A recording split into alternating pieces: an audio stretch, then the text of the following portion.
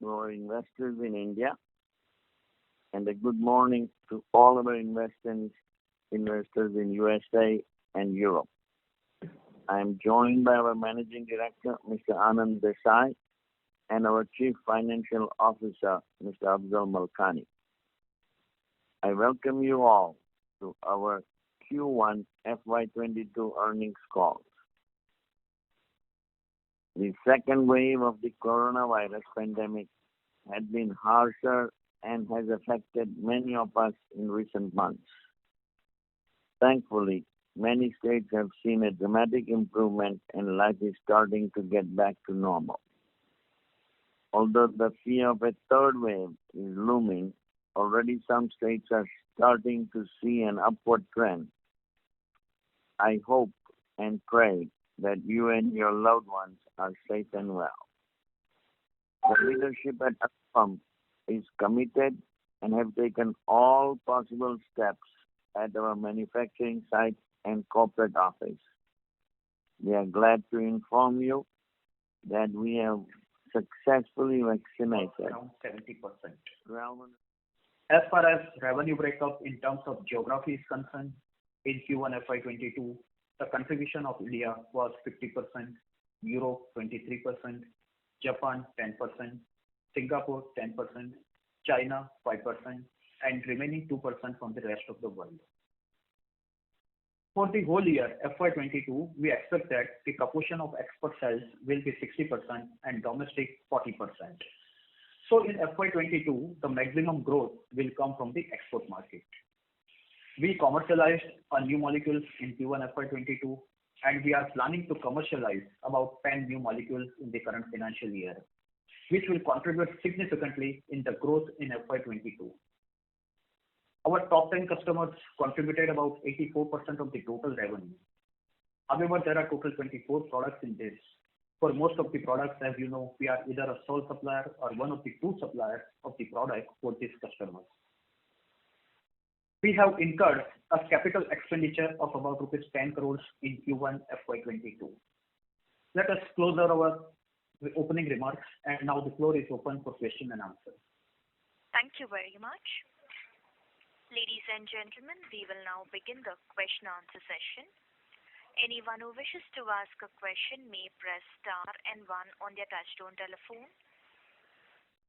If you wish to remove yourself from the question queue, you may press star and two. Participants are requested to use handset while asking a question.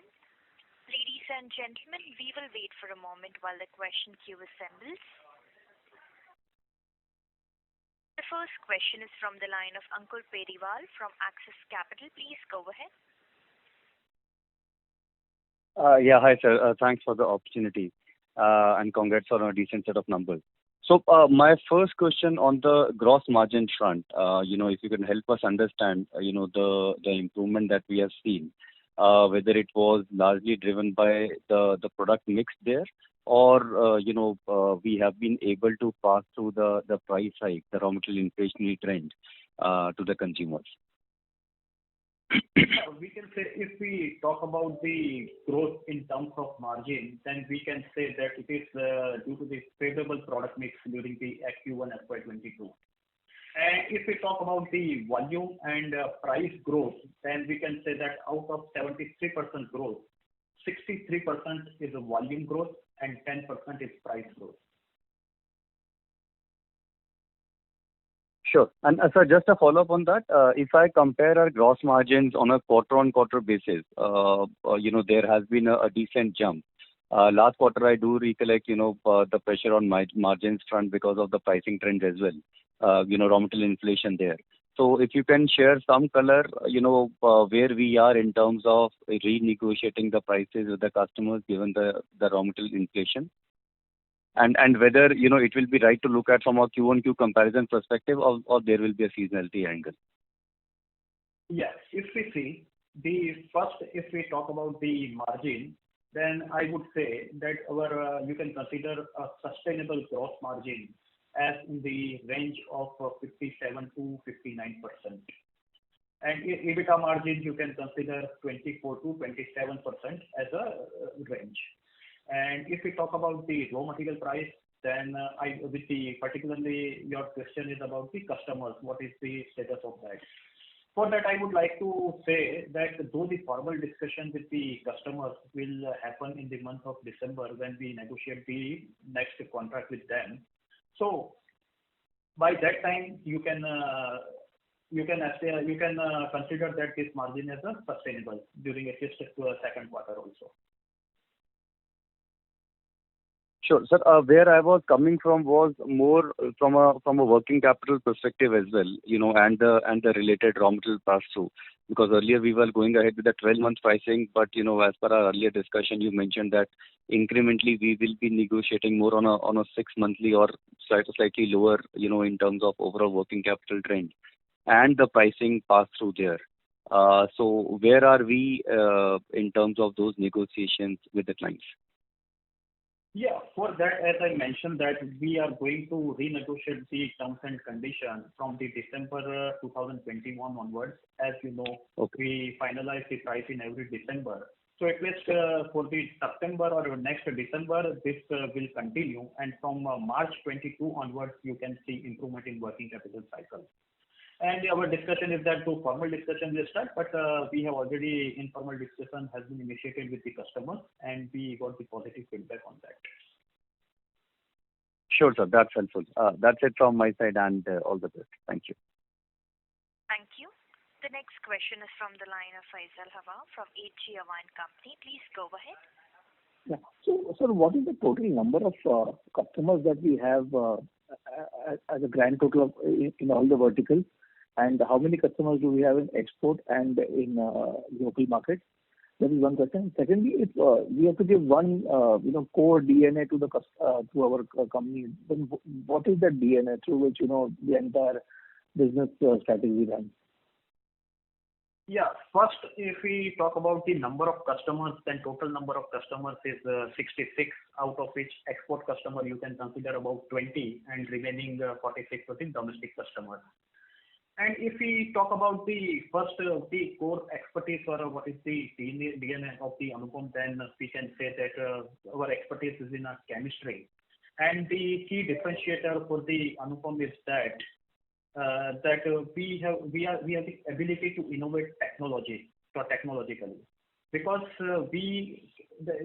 we develop our own manufacturing process, and even when the process is given by customers, then also we do innovation in the process. And when we talk about the innovation, then we talk about two types of innovation. One is the innovation in process, and second is innovation in operations.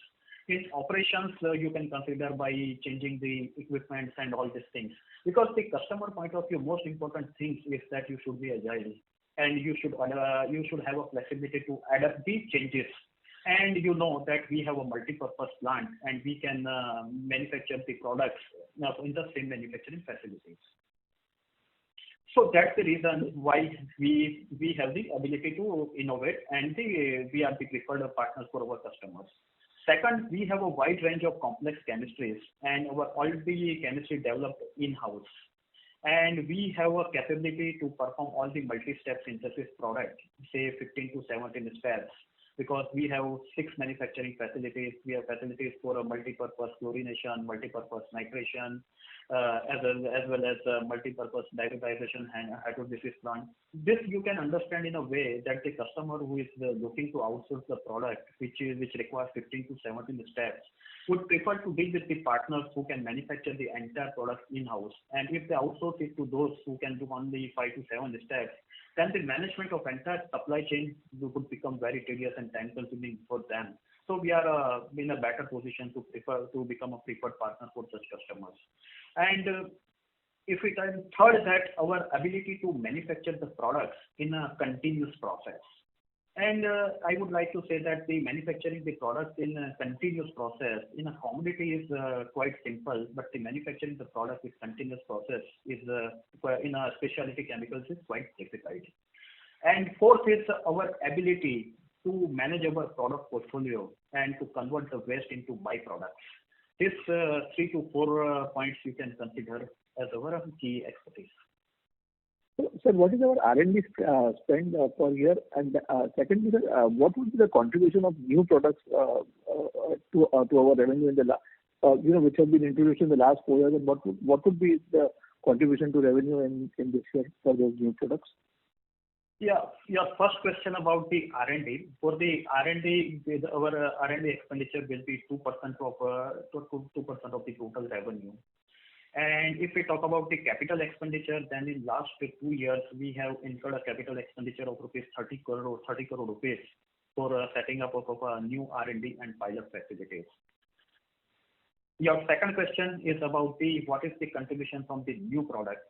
Then I would say that in the current year, if we take the current year as for the calculation purpose, then in the current year, out of the total revenue, 20% revenue is coming from the new product, which is the new commercialized during the current year, and about 30% revenue coming from the recently commercialized products.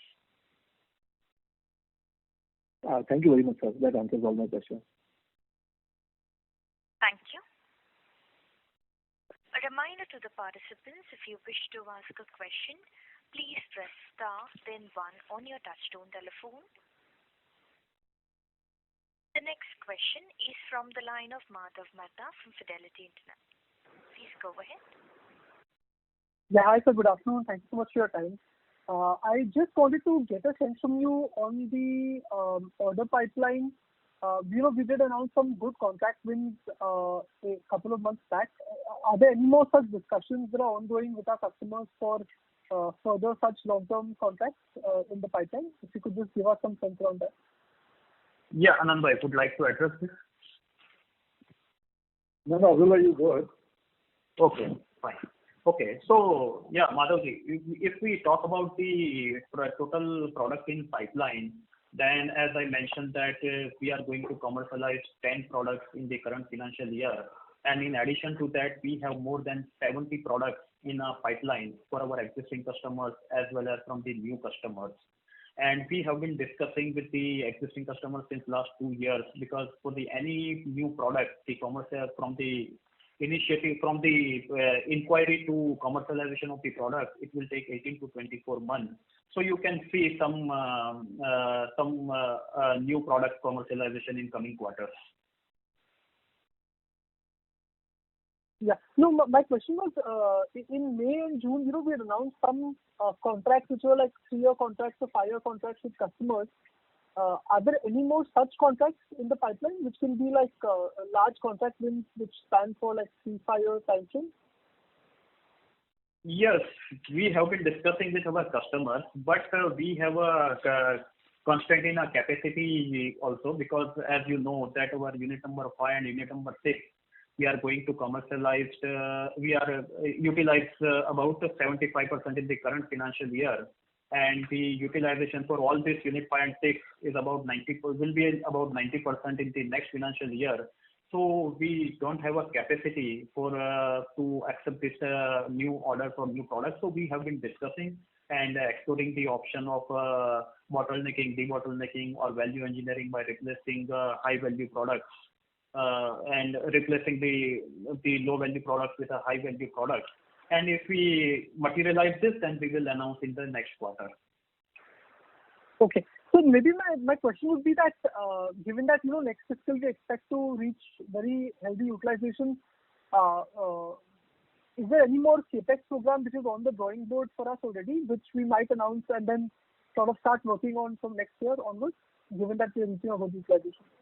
Yeah, first, as we have given an indication about the capex for this LOI which we received in the month of May and April for this 1100 crores as well as 540 crores, for which we need a capex of about 60 to 70 crore rupees, which we will start from the next quarter onwards. And what would be our full total capex requirement for FY22? And for that, apart from this 70 crores, apart from this 70 crores, we have been working on the new capex requirement. But going forward, we are planning to go for the modular capex. So it will be in the tranches of 50 to 60 crore rupees, not like that 300 or 400 crores, but it is in a small tranches. We are going for as a modular capex for that. And the asset turn would be better, right, on these modular capex because it's more downfield sort of thing. Yeah, for all the new capex, the fixed asset turn will be more than 1.75.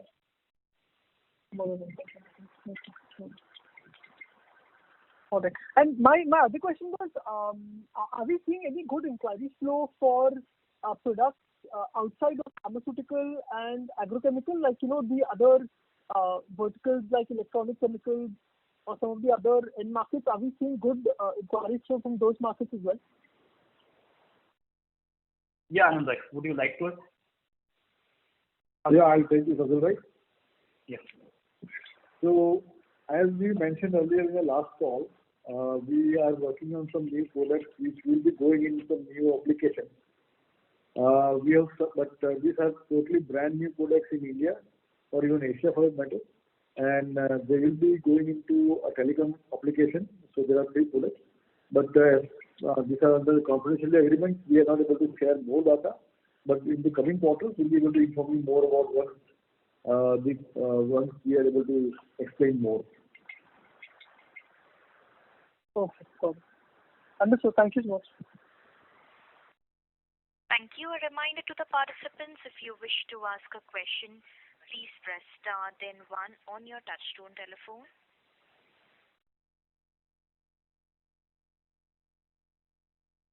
The next question is from the line of Rohan Gupta from Edelweiss. Yeah, hi sir. Good afternoon. Sir, couple of questions. Sir, first is on our margin, EBITDA margin. So, sir, when we were discussing last quarter, you mentioned that definitely some of the contracts will come in a price negotiation by end of the current year, and definitely the raw material prices have been continuously rising. But sir, despite that, we have seen that on quarter, our EBITDA margins have improved to almost 26% in the current quarter versus 23% in Q4. While I understand the raw material prices kept on rising, we could not take the sufficient price increase to pass on that cost. So, under that light, sir, just wanted to understand how the margin improvement has happened, and is it driven by the product mix change and all, and if when we will take the sufficient price increase, then what kind of margins we can reach? Yeah, if we talk about the EBITDA margin, then yes, we decide the price with our customers in December. But as you know, that we keep our inventory immediately at any given point of time, 6 months inventory in the form of raw material, WIP, as well as finished products. And we have a back-to-back contract with our suppliers for 3 months. So we cover a 9-month inventory against our total requirement. So we have not faced any challenges due to this increase in price or any volatility in the raw material price. So that's why we are able to sustain our margin. Okay, so you are saying that we definitely have sufficient raw material inventory, so even the prices have been going up, we were not impacted by that. Yes. Okay. And sir, when you had mentioned that in the last quarter also, and during the IPO meetings as well, that now your company has become a sizable player, and though initial year the focus was more on winning the contract and on revenue growth, that's where you have to probably compromise on a inventory cycle and higher data days and probably keeping the higher inventory, but the focus will be definitely reducing the working capital, probably bringing it down in line with the industry average. So have you seen that any those things happening in last 3 to 4 months, or as you mentioned that the price negotiation will further happen only in month of December, so are we still living with such a high kind of inventory environment, and that may continue? Just wanted to more clarity on that, sir. Yeah, first, because this will continue till December, because we had maintained this type of inventory, that's why we are able to maintain the same type of EBITDA and as well as gross margin. So this practice will continue till December, and for the January onwards, you will see some improvement in this, because as I mentioned earlier, that the formal discussion with the customers will start from December 21 only. So sir, it will be like, all of a sudden we'll enter or will negotiate with the contract that now we are not going to have an annual contract, and it will be more on the monthly or shorter term contract, quarterly contract, or we have already started having discussions with the clients and they have started accepting our terms and conditions. So, or we have to wait till December and then understand and hear what customers are having to say. Yeah, initially we are going to propose two-tier pricing mechanism instead of annually. We are going to for a two-tier semi-annually. Not we are going to propose a monthly, which will be difficult for the customers also. Our first stage is to propose two-tier pricing mechanism, and after that on a quarterly basis. Then if we do this, then also we will be able to curtail our inventory significantly instead of this 1 year to two-tier pricing mechanism.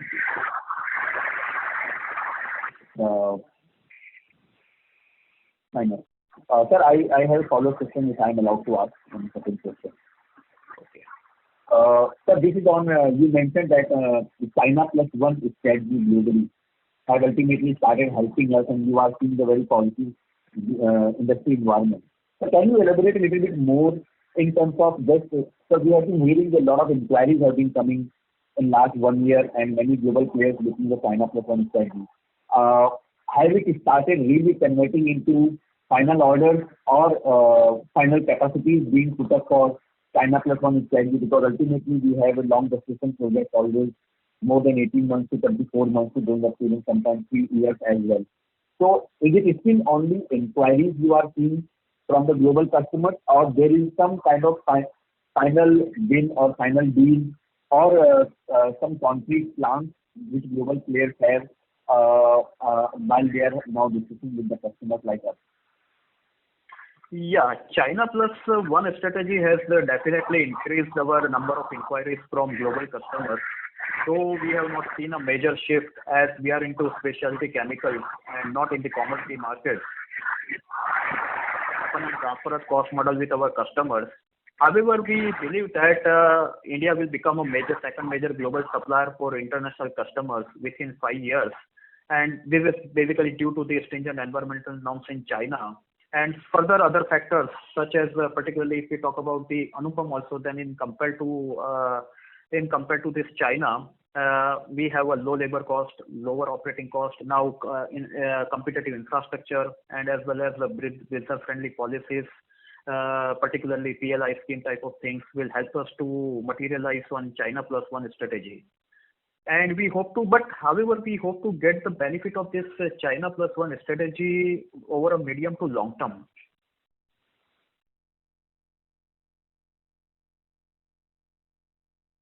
Thank you, sir. I'll come back in for follow-up questions. Thank you. A reminder to the participants, if you wish to ask a question, please press star then 1 on your touchtone telephone. The next question is from the line of Krishan Parwani from JM Financial. Please go ahead. Yeah. Hi, sir. Thank you for the opportunity. Sir, my question is on the realization front. So based on the production in this quarter, your average realization was at about 426 rupees a kg, which is lower than 444 rupee a kg you did in FY21. So is there any particular reason for the same? Yeah, you were talking about this average realization, right? And which you mentioned about 426 rupees. Correct. No, if I say that in Q1 FY22, our average sell price of the product increased from rupees 730 per kg in Q1 FY21 to rupees 806. If we talk about for the whole financial year 22, then our average sell price of the product is estimated to be rupees 900 per kg compared to rupees 810 per kg in the financial year 21. Okay. Sir, but your production for this quarter was 5,492 tons. Is that correct or no? Based on 81% utilization. No, because we have a multi-purpose plant, so you can't compare this with dividing by multiplying to total capacity multiplied by percentage. Okay, fair enough. Thank you. And so just wanted to check. On the domestic contribution side, you had about 50% revenue from the domestic market. So is it going to be likely the same scenario in 2Q, like 1H would be heavy on the domestic side going forward as well? If we talk about the whole financial year FY22, then current it is 50-50 between domestic and export. But for the whole financial year FY22, it will be export will be 60% and domestic will be 40%. Okay. So and is in FY23 is it going to be the same? Yes. 40? Yes. Maybe export proportion may increase from 60 to 65%. But yes, minimum 60% we will maintain. Okay. Thank you, sir. That's it from my side. Thank you. Reminder to the participants, if you wish to ask a question, please press star, then 1 on your touchtone telephone.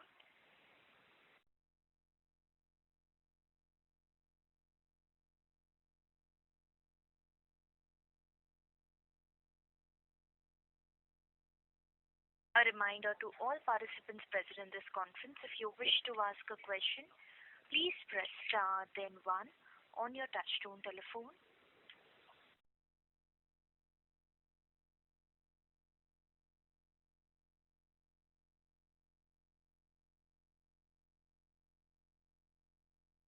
The next question is from the line of Bharat Gupta from Edelweiss Securities. Please go ahead. Hi, sir. This is Bharat from Edelweiss. Couple of questions, sir. First is in regard to the 10 new products which we are about to launch in FY22. Can you give us a sense about the growth potential and in what particular segments they would be utilized? The end user industries are likely to be same, like agrochemicals, 80% contribution, or there can be a difference where the contribution may increase for the other specialty segment? Yeah, if we talk about the segment-wise of these 10 molecules, then we can say that it is in the same proportion.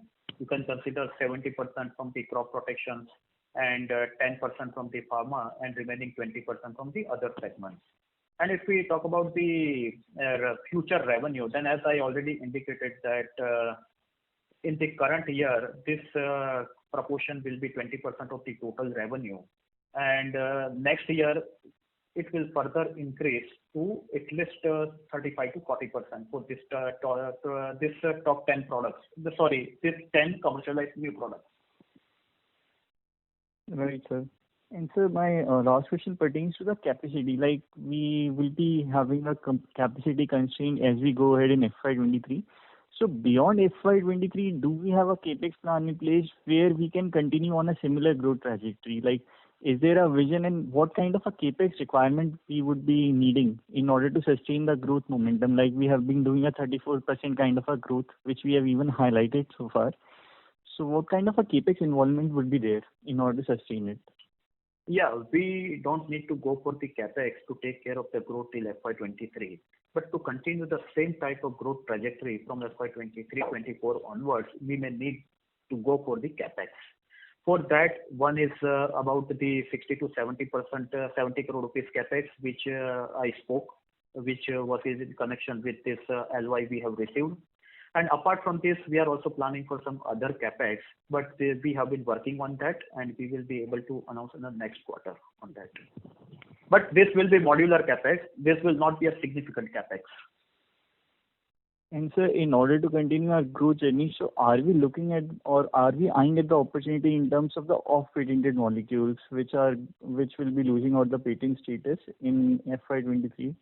Like, have we also that particular thing in mind? Like, we have already done a significant amount of investment in R&D side of it. Yeah, if we talk about this.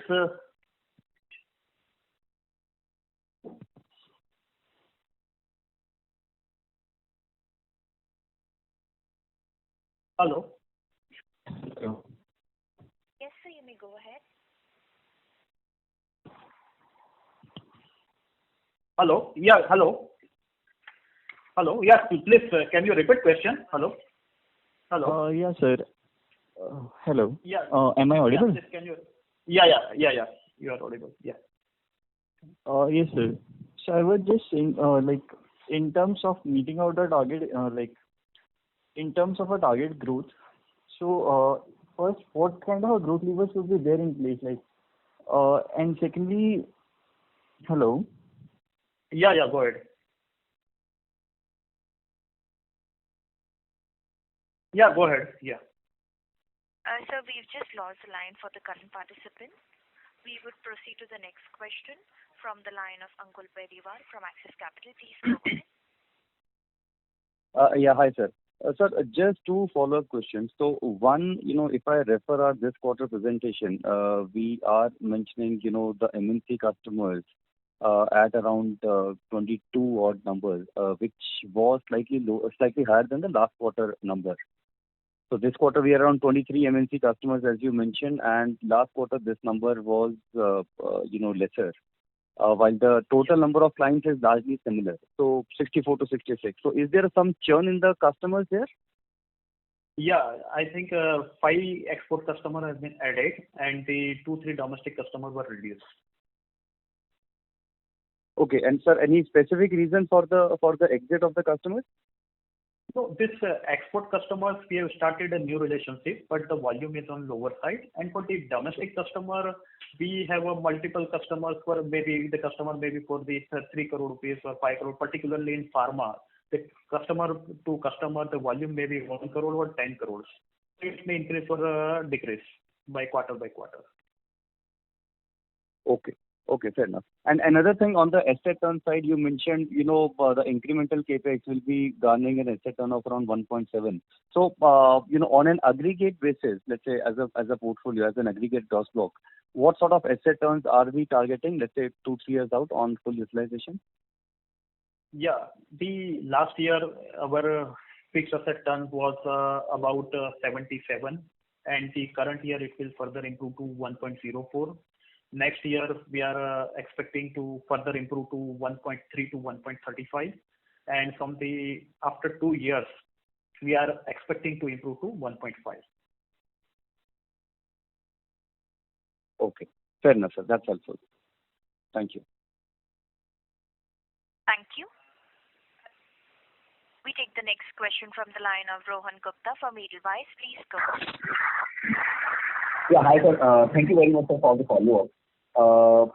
Sir, you mentioned on this incremental capex and asset turn of 1.7x. So, can you give some indicative numbers that what kind of incremental capex we can put over next 2 to 3 years cumulative, on which we will enjoy this benefit of 1.7x asset turnover, and after that we have to further start putting the basic capex and infrastructure net capex, which will further reduce our asset turn to maybe 1.2 to 1.5%. Yes, if we talk about the capex, then first, as I spoke, we are planning for 70 crore rupees capex for which to execute the LOI. Okay, and apart from this, we are going for the modular capex. We have 5 to 6 projects from 5 to 6 different customers, and the project size is 50 crore rupees per project per customer. And this type of 5 to 7 projects is in pipeline. So we will do capital rationing and will select out of this 5 to 6 projects, we may select 2 or 4 projects based on the convenience. But this we will decide on next quarter. Because as I mentioned that we are currently you mentioned 70 crore, right? Yes, 70 crores. And out of that, you have 6 to 7 projects right now with 50 crore capex opportunity, but you will choose 4 out of them. Yeah, we may select 2 projects or 4 projects because now we are going for modular capex only. So we have a choice to select. Sir, can you just give a little bit more on this 5 to 6 different projects which you have, each offering 50 crore opportunity? How you have got this customer, what they have given you in offer, what are your terms, and why you will be only selecting 4 out of them and why not all 6 or 7 out of them? Okay, because as the basic our benchmark is to have that we need a minimum 20% EBITDA for any project. This is the first benchmark. And the second is that we, as I mentioned, that we have been working in our R&D and pilot facilities in more than 70 products. So out of these 5 to 6 projects, we have been working on this project since last 2 years. And this we are now anticipating, we are expecting to materialize in next quarter. So on the basis of this R&D trial has been completed, pilot facilities has been completed, and we have already, for the couple of products, we already took the trial run in our existing manufacturing facilities also. And out of this 5 to 6 projects, our 70 to 80% project is with the existing customer also. So that's why we are saying that we have a choice for selection out of this 5 to 6 projects. So, sir, you mentioned that 20% benchmark is a minimum criteria for in terms of EBITDA margins for selection or finalization of any project, right? Yes. Okay. So may not that all the 5-7 projects which you are doing are offering the same margin profile. Is it so? This I am saying that this is at least the first year, at least a minimum 20%. So we have been working on that project, and on the basis of that, we will be able to finalize by the next quarter. Right. But sir, definitely on all these 5 to 7 projects, we have been working from almost last 2 years, and these are all our existing set of customers. 70% existing. 70% existing. 70% are existing, right? So sir, I was just a bit curious about to know that how these customers behave, and I mean, is it only they are so sticky about the margin profile that our 2 years of work we had to just let it go because they are not they are not able to raise the margin, or there are some technical details because of that we lose on the customer, we lose on the contract, because there seems to be pretty good contract of 50 crore each, probably with a long-term revenue potential with the existing set of customers. So I was just curious to know that when and in what condition we lose a project only because of margin, the customer is not able to match our criteria, or there are some other reasons as well, that sometimes the chemistries or any other reason that also plays when we let go any of such projects. Yeah, for the technical side, we don't see any challenges in this, because as I mentioned that this has been approved in the R&D as well as the pilot facilities, and couple of products we already took the plant trials also from our existing manufacturing facilities also. But for this, to give the capacity commitment, we need to do the capex. So we want to do the capital rationing in this project. So that's why we have been working on that project, and we will be able to finalize by next quarter. Okay, so it is more to do with the capacity constraint which we have. Because of that, we have to maybe select not all the projects, but only maybe 2 or 4 projects out of them. Yes. If you had enough capacity, or if you had enough money in your pocket that you can further invest in the capex, and so that probably then you would have been in position to take all the projects. Is that so? Yes, definitely. Absolutely correct. So how many such projects are in pipeline right now? I mean, you mentioned definitely 5 to 7. Out of that, 2 to 4 definitely will be finalized over next maybe 2 to 4 quarters. But definitely these projects have a long gestation, as you rightly mentioned that you have been working on these from last 2 years, right? So how many more such projects apart from these 5 to 6 projects right now you have for next 2 to 3 years pipeline, or which will get converted into revenues for next over next 2 to 3 years? How many such projects we are working right now, sir? Yeah, we have been, as I mentioned, that we have been working on more than 70 products, and we have also increased our R&D and pilot strength in last 6 months. So we want to execute 2-3 new projects in every year. That's our target. Not only for the next year or the current year, but every year we want to do 2 to 3 projects. Okay, so we have a very solid line of almost 70 such projects we are already working, which are somewhere in the pipeline or somewhere in the funnel, which ultimately we will choose over some period of time, right? And only constraint is of capital according to you. if you have just in a hypothetical scenario, if you have unlimited money or enough cash in your pocket, you would have probably taken most of these projects which you are working right now. Is that understanding right, sir? Yes, every year we are planning to commercialize about 5 to 7 products. And if we talk about the capital expenditure, that not necessarily for all the projects we may need capital expenditure. Few projects we can do from our existing manufacturing facilities. As you know, we have all the manufacturing facilities are multi-purpose in nature, and we have an option of value engineering by replacing low value products with high value products. That's also we can explore whenever possible. Sir, once again, because of the curiosity, sir, 6 to 7 projects which you have right now, you will only select 3 or 4 out of them, but they have been engaged with you. The customer have been engaged with you with almost last 2 years. What will happen to the another 3 to 4 which you will not select? What options they will have? Are they simultaneously working with other manufacturers? Or if not, then how their demand is going to be met, sir? Yeah. So our customer, if we talk about the customer point of view, then in a specialty chemical, generally our customer don't select 5 suppliers for a single project. They select 1 or maximum 2. But we have a clarity for that which project which we are going to get out of this 6 to 7 projects.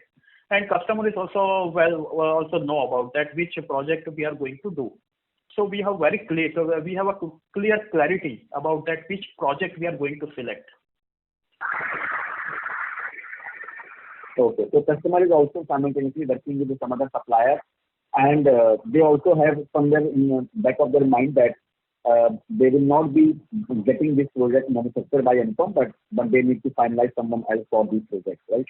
Not 100% right. Not in every project customer have a second supplier. Maybe out of the 7, maybe 1 or 2 projects the customer may have a second supplier. Fine, sir. We'll have a separate discussion on that for the further clarity. Thank you so much, sir. Thanks a lot. Thank you. We take the next question from the line of Anirudh Naha from PGIM India Mutual Fund. Please go ahead. Yeah, good afternoon, sir. A couple of questions. One is, what is the present capacity utilization and when do we reach peak capacity utilization on the present set of assets? And secondly is, what will drive your asset turns from probably 0.7 to 1.7 over the next 3-4 years? Is it going to be higher productivity, or is it going to be higher in products that you are going to work on which have better realizations, or is it just the sweating of the present assets? Yeah, if we talk about the capacity utilization for all these manufacturing facilities, then we have total 6 manufacturing facilities, out of which you can consider capacity utilization for our unit number 1, 2, 3, 4 as 80%. For unit number 5 and 6, average capacity utilization is the 70%. In the current year, in FY22, this capacity utilization will be 75% for unit number 5 and 6. And the next year, the capacity utilization will be 90% for this unit number 5 and 6. And in the last year, it is the unit number 5 and unit number 6 was commercialized in March 2020. So FY21 was the first year of commercialization of both these projects, unit number 5 and 6. So that's why our fixed asset turn was improved from 0.56 to 0.77 in FY21. And for this still better capacity utilization, it is further going to improve from 0.77 to 1.04 in the current financial year. And when we will be able to achieve capacity utilization of 90% in next year, then it will further improve to 1.30 to 1.35. And I was talking about the average fixed asset turn of 1.5 in next 2 to 3 years. 1.75, I was talking about the new project. Okay, that answers my question. Thank you very much. Thank you. The next question is from the line of Vidit Shah from IIFL Capital. Please go ahead. Hi, thank you for taking my question. So in your opening remarks, you mentioned about capitalizing on industry potential to via organic and inorganic means. So can you, highlight some details on the inorganic means that or inorganic plans that you have? What sort of assets or targets that you would be looking at, and what areas that you would like to add to your existing hospital? So we have been evaluating potential acquisitions in specialty chemicals, and we'll continue to actively evaluate for the inorganic growth of the company. And currently, we have been considering a couple of potential targets. However, we are very meticulous and selective in this process. And the size of the acquisition you can consider in terms of revenue may vary from 200 crores to 500 crores. And this acquisition should add synergies in terms of both product and customers. It should help us either as a backward integration or forward integration in our existing business. This will not only for the sake of revenue or profitability, but it should add synergies in our existing business. Okay, but it would be within the same range of chemistries, or it would also add to capabilities as well? Yeah. Okay, fine. Understood. And secondly, sir, regarding your debt, is there any other repayment which is due, and would the finance cost, which is roughly around 6.5 crores, in 1Q, would that be coming down any lower in the next few quarters? Yeah, it will be lower, but not significantly, because till 31st March 21, we repaid our total 470 crores loan. Till 30th June 21, we repaid 530 crores loan. And as of today, we repaid entire debt which we proposed in the IPO of over 560 crores. We repaid entire debt of 560 crore rupees. So you can see some savings in the finance cost, but not significant. Okay, fine, sir. Thank you. That's it from me. Thank you. The next question is from the line of Bharat Gupta from Edelweiss Securities. Please go ahead. Hi, sir. Apologies, my line got disconnected while asking the last question. So I was asking on the new molecules front, like we have already stated that there are around 60-70 molecules in the pipeline. So just wanted to understand whether these molecules are in linked with the off-patented molecules pertaining to agrochemicals or to API segment. And apparently, like, are we also have a vision like to be in the branded front, like where like from the current generic one to like getting a contract for the branded molecules for the global innovators? So are we thinking on the similar lines going ahead? Yeah, first if we talk about the molecules, then you can consider the same proportion for the agro, pharma, and other than this is licensed specialty chemicals. Means 70% agro, 10%, 10 to 15% pipeline in the pharma, and 15% in the other specialty chemicals. And if we talk about whether we are looking for the patented or off-patented products, it doesn't make much difference for Anupam whether the product is in patent or off patent, because Anupam, even when the product is off patented, then also we do innovation and optimize the cost. And so that's why it doesn't make much difference for Anupam. Right, sir. The margin trajectories across both the segments would be on a similar line, or there is a sharp amount of a difference if we go? Because no. Generally we keep our margins on a 24 to 27% range, I think. Yes, similar margin. Right. My question was pertaining to like have innovators have approached us in terms of getting novel molecules in place and working on the custom engineering front or the process engineering front on the branded molecules as such? Yeah, we have a good ideal mix of both in our pipeline. Right, sir. That's it from my side. Thank you, sir.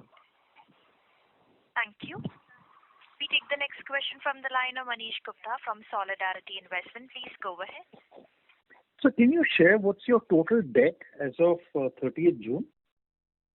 Yeah, as on 30th June, total bank debt was about 74 crores, and the unsecured debt from one of the promoter was about 225 crores.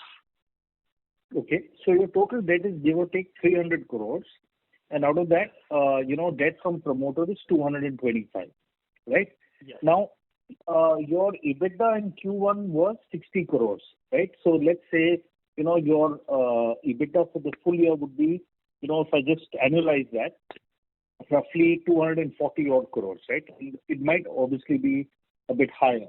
My question is that in response to a participant's question, you said that because of financial constraints, you're not taking on new projects, but your debt to EBITDA seems, well under control. So if, we believe that India is sitting on the cusp of this big China plus one opportunity, and there is an opportunity for us to take business and market share, and our debt is well under control, I'm not being able to reconcile these two statements. Clearly, I'm missing something, sir. Can you please help me understand what the disconnect is? Yeah, sure. First of all, I spoke that out of these 5 to 7 projects, considering the capital rationing, we may select 2 projects, 4 projects, or 5 projects. This is not a case that we are not going to select any project. And if we talk about the capital expenditure, then we would like to inform you that in last 4 years, we did a front-ended capital expenditure of about 900 crores, for which we have a sufficient capacity available to take care of the growth till FY23. So we have been growing at 34% in last 3 years, and we can continue the same growth trajectory till FY23 without incurring any new capex. And to take care of the growth from FY23 onwards, we are already considering a capex of 70 crore rupees, as I mentioned, which we are going to start from next quarter onwards. And for the other than this 70 crore also, I mentioned that we are going to select maybe 3 or 4 projects out of 6 to 7 projects. So if you consider the value, then it will be a significant amount of capex. We are planning for that. Okay, this is clear, sir. My second and last question is that, if we look at the business on a steady state basis, what is the steady state return on capital employed of the business? Maybe in the range of 17 to 20% in the range. Okay. And this is under the assumption of about 1.5 time asset turn, fixed asset turn? You can consider the range of 1.3 to 1.5. Okay, fine. Thank you. Thank you. Well, ladies and gentlemen, that was the last question for today. I would now like to hand the conference back to the management for closing comments. Yeah. To summarize the discussion, we expect the economy to recover from the impact of the pandemic in the near future. And the specialty chemical sector is one of the few sectors that will surely do well going forward. And we as a company deliver personalized and customer-centric service because we look at our customers as our partners. The outlook for the coming quarters remains positive for us, and we are confident that we will be able to maintain momentum as we move forward. Finally, we would like to thank our investor community for their support and faith in us. We hope we have been able to answer all your questions adequately. If you have any further questions or would like to know more about the company, we would be happy to be of assistance. Also, you can contact our IR agency, Christensen's. Stay safe and stay healthy. Thank you once again for taking time and to join us on this call. Thank you. On behalf of Anupam Rasayan India Limited, we conclude today's conference. Thank you all for joining. You may now disconnect your lines.